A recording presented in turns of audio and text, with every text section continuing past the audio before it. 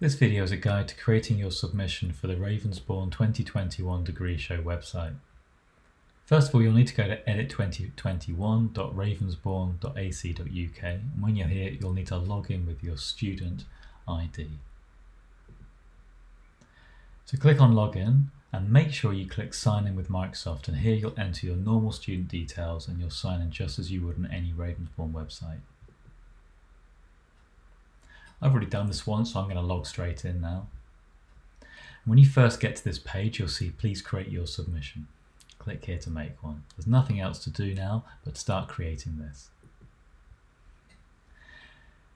Now there's a few things on this web page to help you out, and there's also links on the left hand side. At the top you can see we've got review and preview your submission. Now I'll need to make something first before that's worth doing. But there's also some instructions on pixel sizes and images, so you'll need to prepare your images. But if you haven't got them the right size, there's something you can do with a website that we link to here, and I'll show you that in a minute. But the first thing to do is enter your name, and this is the name as you'd like it to appear on the Degree Show website. So normally that'll be first name, last name. So let's put in a name here. And now we need to select a course.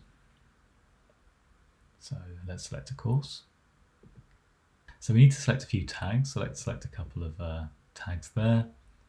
And the other very important thing is to think about your main image. Now this is the image you want to have on the course page of your website. It's your main image, and it's the image that represents your work. It's not a picture of yourself, it's a picture of perhaps your most prominent piece of work. So you click on add image and we can add an image here. Now you can drag files into here, or if you already have uploaded files, they'll appear in the media library. We don't have anything yet. So let's drag a file in. Now images take a few seconds to upload, and when they're ready you click on select and they'll appear here. Going down, we want to enter a biography. And then your email, website, Instagram and Twitter. Now these fields aren't mandatory, but you may want to add them. If you're going to add an email, that's your own email, perhaps a professional one, not your university one. Any website you want to add, make sure you have the full URL, so the HTTP or HTTPS in front of it. Easiest thing to do is to go to your website and just copy the URL from the browser window and paste it in. So I'm going to do that. Now we'll add the student work. This is image or media items. Now images are perhaps obvious, but media means things like YouTube, Vimeo, SoundCloud, things that embed into the web page. So let's start off with an image.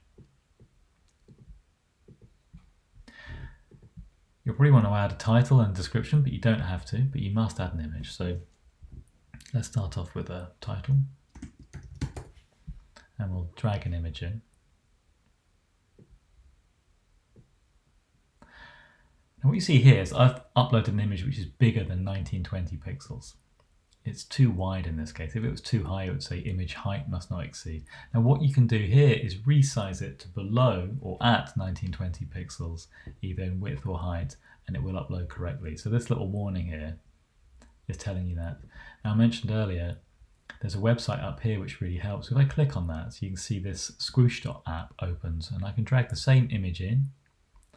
I can click on resize and I can see it's bigger. So if I type in 1920 here, it resizes it and I can just download it like that. So now I've downloaded that image, I can try again. Now of course you might want to use something like Photoshop or another image processing software. And this is the resized image. And it should upload fine now, so I can select that. Let's give it a description as well. I'll add another item, so let's add a media item. So in here, give it a title. And I'm going to add something from YouTube, so let's go and find a video. Easiest thing to do is to click on the share URL. And we put that in here. And very quickly we'll get a little preview below just to check that's right. So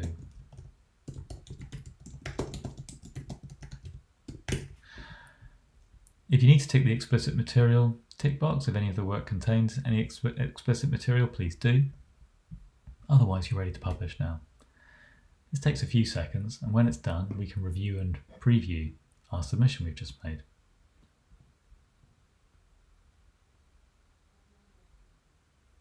So now it's ready, and I click on this button here, and it takes us back to the home page where we can kind of do everything we need to do now. So as you can see, the home page has changed a bit. I've got an edit link to edit the submission if I need to. I can review it, so let's click on that. Here we have all the information we've just entered, and we can check to make sure it's all correct. And this will update instantly once you've edited your submission. Now we go back to the home page. I can copy this password and I can check out this preview website as well. And what this will do, it'll open up a realistic looking preview of the final website. So this is showing the work in context, and you want to check this page as well. It sometimes takes a couple of minutes to update. So if it's not finished updating, just check back in a couple of minutes time. But this is exactly how your work will look on the actual website. And we might also want to look at it in context, perhaps on the course page. And we can explore the rest of the site as well.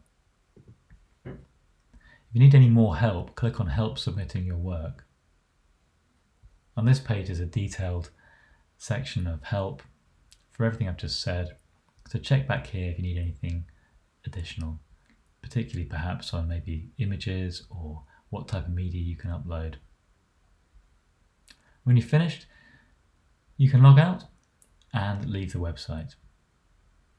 If you ever need to come back and change anything, log back in, click on Edit Your Submission from within here, or on the home page you'll also see the Edit Your Submission link, and you can edit at any time before the website's launched. Thanks very much, and enjoy creating your submission.